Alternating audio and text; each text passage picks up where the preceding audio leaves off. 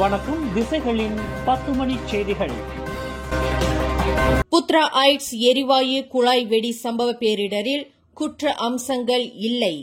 கடந்த ஏப்ரல் மாதம் சுபாங் ஜயாவில் உள்ள வீடமைப்பு பகுதியில் நிகழ்ந்த புத்ரா ஐட்ஸ் எரிவாயு குழாய் வெடி சம்பவ பேரிடரில் குற்ற அம்சங்கள் எதுவும் இல்லை என்று ஸ்லாங்கூர் மாநில போலீஸ் தலைவர் டாக்டர் உசேன் ஒமார் கான் தெரிவித்துள்ளார்.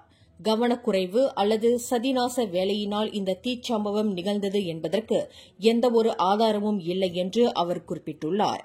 வேலையிட பாதுகாப்பு மற்றும் சுகாதார இலாகா, சுபாங் ஜயா மாநகர் மன்றம், பெட்ரோனாஸ் உட்பட பல்வேறு தரப்பினருடன் இணைந்து மேற்கொள்ளப்பட்ட ஆய்வில் இது தெரியவந்துள்ளது என்று டாக்டர் உசேன் தெரிவித்தார். இந்த பேரிடர் குறித்து ஒன்று விடாமல் முழுமையாக பல கோணங்களில் ஆராயப்பட்டதாகவும் அவர் விளக்கினார். அப்பகுதியில் உள்ள லாட் நிலத்தில் மேற்கொள்ளப்பட்ட கடை நிர்மாணிப்பு பணி, சாக்கடை குழாய்கள் மாற்றப்பட்டது, வெடி சம்பவம் அல்லது எரிபொருளினால் தீயிட்டல் உட்பட பல கோணங்களில் ஆராயப்பட்டதாகவும் அவர் குறிப்பிட்டார். சுபாங் ஜயா வட்டாரம் உட்பட நாட்டு மக்களிடையே பெரும் அதிர்ச்சியை ஏற்படுத்திய இந்த பயங்கர தீச்சம்பவம் தொடர்பான தொழில்நுட்ப அறிக்கை இன்று வெளியிட்டபோது டாக்டர் உசேன் இதனை தெரிவித்தார். கடந்த 2 ஆண்டு காலத்திற்கு பிறகு கோலாலம்பூர் அனைத்துலக விமான நிலையத்தில் ஏரோட்ரெயின் ரயில் சேவை நாளை ஜூலை 1 தேதி காலை 10 மணி முதல் செயல்படவிருக்கிறது என்று போக்குவரத்து அமைச்சர் ஆந்தனி லாக் அறிவித்துள்ளார். விமான நிலையத்திற்கும் விமான முனையத்திற்கும் பயணிகளை கொண்டு சேர்ப்பதற்கு கடந்த 2 வருடங்களாக பேருந்து சேவை வழங்கப்பட்ட நிலையில் மாற்றப்பட்டுள்ள புதிய ஏரோட்ரெயின் சேவை நாளை முதல் தொடங்கப்படுவதற்கான ஆவணத்தில் தாம் கையெழுத்திட்டுள்ளதாக ஆந்தனி லாக் குறிப்பிட்டார். KLIA-வின் முதலாவது முனையத்தில் பயணிகள் தத்தம் விமான புறப்பாடு பகுதிக்கு சௌகரியமான சூழலில் விரைந்து செல்ல ஏரோட்ரெயின் பெரும் பங்காற்றும். இச்சேவை மீண்டும் திரும்புவதற்கு கடுமையாக பாடுபட்ட அனைத்து தரப்பினருக்கும் தனது நன்றியை பதிவு செய்வதாக ஆந்தனி லாக் தெரிவித்தார். பிரதமர் டத்தோஸ்ரீ அன்வார் இப்ராஹிம் நாளை ஜூலை 1 தேதி தொடங்கி 7 தேதி வரை 3 நாடுகளுக்கு நீண்ட பயணத்தை மேற்கொள்ளவிருக்கிறார். இத்தாலி, பிரான்ஸ், பிரேசில் ஆகிய 3 நாடுகளுக்கு பிரதமரின் பயணம் அமைந்துள்ளதாக பிரதமர் அலுவலகம் இன்று வெளியிட்டுள்ள ஓர் அறிக்கையில் தெரிவித்துள்ளது. பொருளாதாரம், வர்த்தகம் மற்றும் இருவழி உறவுகளை ஊக்குவிக்கும் பொருட்டு 3 நாடுகளுக்கான பிரதமரின் இந்த பயணம் அமைந்துள்ளது. ரோம், பாரிஸ் மற்றும் ரியோ டி ஜெனீரோ ஆகிய இடங்களில் அந்நாட்டு பிரதமர்களை டத்தோஸ்ரீ அன்வார் சந்தித்து பேச்சு நடத்துவார். கடந்த 2024 ஆண்டில் இருவழி உறவில் 50.91 பில்லியன் வர்த்தகம் நடந்திருப்பதாக அந்த அறிக்கையில் தெரிவிக்கப்பட்டுள்ளது. மலேசியாவின் முதலாவது பெண் தலைமை நீதிபதி எனும் வரலாற்று சிறப்புடன் நாட்டின் தலைமை நீதிபதி துன் தங்கு மைமூன் துவான்மாட் நாளை ஜூலை 1 தேதி செவ்வாய்க்கிழமை பதவி ஓய்வு பெறுகிறார். இந்நிலையில் அடுத்த புதிய தலைமை நீதிபதி குறித்து எந்தவொரு அறிவிப்பும் வெளியிடப்படாமல் இருப்பதாக மலேசிய வழக்கறிஞர் மன்றம் தெரிவித்துள்ளது. நீதி பரிபாலனம் எவ்வித தொய்வின்றி சுமூகமாக நடைபெறுவதை உறுதி செய்வதற்கு புதிய தலைமை நீதிபதியின் நியமனம் உடனடியாக அறிவிக்கப்பட வேண்டும் என்று மலேசிய வழக்கறிஞர் மன்றத்தின் தலைவர் முகமது எஸ்ரி அப்துல் வஹாப் கேட்டுக் கொண்டுள்ளார்.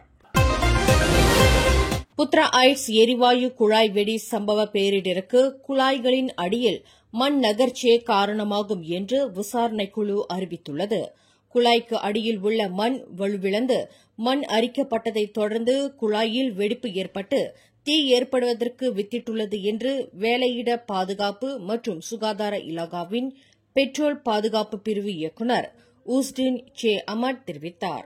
தேசிய பெட்ரோலிய நிறுவனமான பெட்ரோனாஸுக்கு சொந்தமான அந்த எரிவாயு குழாய்கள் குறித்து கடந்த 3 மாதங்களாக மேற்கொள்ளப்பட்ட ஆய்வின் விளைவாக இது தெரிய வந்துள்ளது என்று இன்று வெளியிடப்பட்ட ஓர் அறிக்கையில் தெரிவித்துள்ளார்.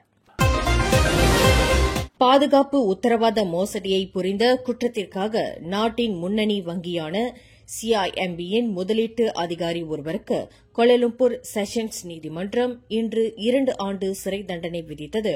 அத்துடன் 10 லட்சம் ரிங்கிட் அபராத தொகையை செலுத்தும்படி நீதிமன்றம் உத்தரவிட்டது. ருவான் அமரேஷ் ஷவுன் பொன்னையா என்ற அந்த உயர் அதிகாரி தனக்கு எதிராக கொண்டுவரப்பட்ட குற்றச்சாட்டை ஒப்புக்கொண்டதைத் தொடர்ந்து செஷன்ஸ் நீதிமன்ற நீதிபதி நோர்மா இஸ்மாயில் இத்தண்டனையை விதித்தார். 2,00,000 ரிங்கெட் சம்பந்தப்பட்ட மோசடியை அவர் புரிந்துள்ளார் என்று குற்றச்சாட்டில் தெரிவிக்கப்பட்டது. கடந்த வெள்ளிக்கிழமை ஆஸ்திரேலியா சிட்னியில் நடந்த பாலஸ்தீன ஆதரவு போராட்டத்தில் பங்கு கொண்ட முன்னாள் சட்டத்துறை தலைவர் டாமி தாமஸின் மகள் கடமையில் இருந்த போலீஸ் அதிகாரிகளுக்கு இடையூறு விளைவித்ததாக அந்நாட்டில் உள்ள நீதிமன்றத்தில் வழக்கு பதிவு செய்யப்பட்டுள்ளது. பாலஸ்தீன ஆதரவு போராட்டத்தில் பங்கு கொண்டவர்களை அங்கிருந்து கலைந்து செல்லும்படி போலீசார் பிறப்பித்த உத்தரவை பின்பற்றாதது, போலீசாருக்கு ஒத்துழைப்பு நல்காதது மற்றும் அவர்களுக்கு இடையூறு விளைவித்தது முதலிய குற்றங்களின் பேரில் டாமி தாமஸின் மகள் ஹன்னா தாமஸ் நீதிமன்றத்தில் ஆஜராகும்படி அழைப்பாணை அனுப்பப்பட்டுள்ளது என ABC செய்தி நிறுவனம் கூறுகிறது. அன்றைய தினம் போலீசார் ஹன்னா தாமஸை கைது செய்வதற்கு நடந்த தள்ளுமுள்ளு போராட்டத்தில் 35 வயதான அப்பெண்ணுக்கு முகத்தில் பலத்த காயம் ஏற்பட்டுள்ளது. அவர் தற்போது மருத்துவமனையில் சிகிச்சை பெற்று வருகிறார்.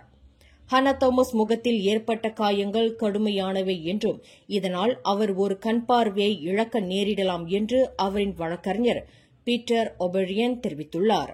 வரும் ஆகஸ்ட் 12ஆம் தேதி ஹன்னா தாமஸ் பேங்க்ஸ்டவுன் உள்ளூர் நீதிமன்றத்தில் ஆஜர்படுத்தப்படுவார் என்று எதிர்பார்க்கப்படுகிறது. வடக்கு தெற்கு நெடுஞ்சாலையின் 265வது கிலோமீட்டரில் மொனோரா சுரங்கப்பாதைக்கு அருகில் வெடிகுண்டு கண்டுபிடிக்கப்பட்டதைத் தொடர்ந்து அந்த வெடிகுண்டை அகற்றுவதற்கு ஏதுவாக அதன் வழித்தடம் சிறிது நேரம் மூடப்பட்டது. வெடிகுண்டை அகற்றுவதற்கு போலீசாருக்கு சுமார் 1 மணி நேரம் தேவைப்பட்டதாக பேரா மாநில போலீஸ் தலைவர் டத்தோனோர் இஷாம் நோர்டின் தெரிவித்தார்.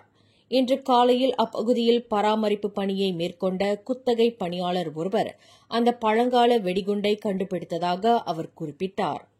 செடி கொடிகள் மற்றும் புற்களை அகற்றும் பணியில் ஈடுபட்டுக் கொண்டிருந்த 51 வயது பணியாளர் அந்த வெடிகுண்டு குறித்து தகவல் தெரிவித்ததைத் தொடர்ந்து வெடிகுண்டு செயலிழப்பு போலீஸ் குழு அவ்விடத்திற்கு அனுப்பப்பட்டதாக டத்தோனோர் இஷாம் குறிப்பிட்டார். பிளஸ் நிறுவனத்தின் உதவியுடன் கோலா கங்சாருக்கும் இப்போவிற்கும் இடையிலான வழித்தடம் தற்காலிகமாக மூடப்பட்டு வெடிகுண்டு செயலிழக்க செய்த பின்னர் பிற்பகல் 3 மணிக்கு அந்த வழித்தடம் மீண்டும் திறக்கப்பட்டதாக அவர் விளக்கினார். 2 வாரங்களுக்கு முன்பு தனது மனைவியை அடித்து காயப்படுத்திய குற்றத்திற்காக பல்கலைக்கழக விரிவுரையாளர் ஒருவருக்கு கோலாலம்பூர் மஜிஸ்ட்ரேட் நீதிமன்றம் இன்று 1500 ரிங்கெட் அபராதம் விதித்தது. அபராத தொகையை செலுத்த தவறினால் 1 மாத சிறை தண்டனை விதிப்பதாக மஜிஸ்ட்ரேட் அத்திகா முகமது தெரிவித்தார். ஒரு தாய்லாந்து பிரஜையான 45 வயது இப்ராஹிம் தொஹயாலா என்ற அந்த விரிவுரையாளர் கடந்த ஜூன் 15ஆம் தேதி கோலாலம்பூர் ஸ்தாபாக்கில் உள்ள ஓர் ஆடம்பர அடுக்குமாடி வீட்டில் இக்குற்றத்தை புரிந்ததாக நீதிமன்றத்தில் தெரிவிக்கப்பட்டது.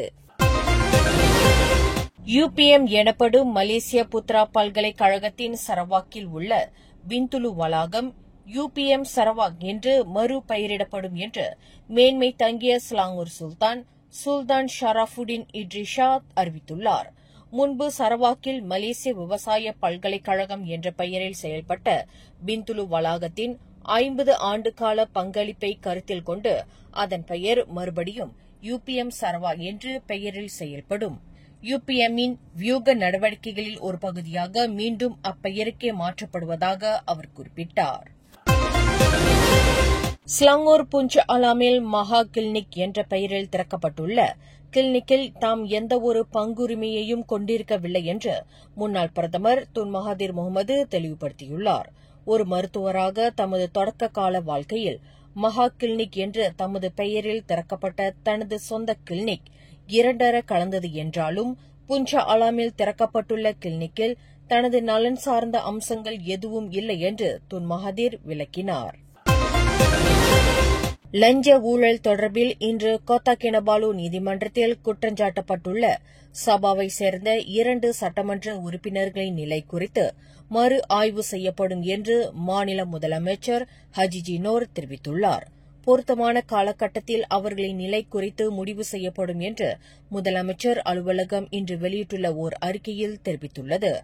சபா சிண்டுமின் சட்டமன்ற உறுப்பினர் டத்தோ டாக்டர் யூசுப் யாக்கூப், தஞ்சோங் பாத்தோ சட்டமன்ற உறுப்பினர் டத்தோ ஆண்டி முகமது சூர்யாடி மற்றும் ஒரு வர்த்தகரான டத்தோ ஆல்பர்ட் தே ஆகியோரே குற்றஞ்சாட்டப்பட்ட நபர்களாவர்.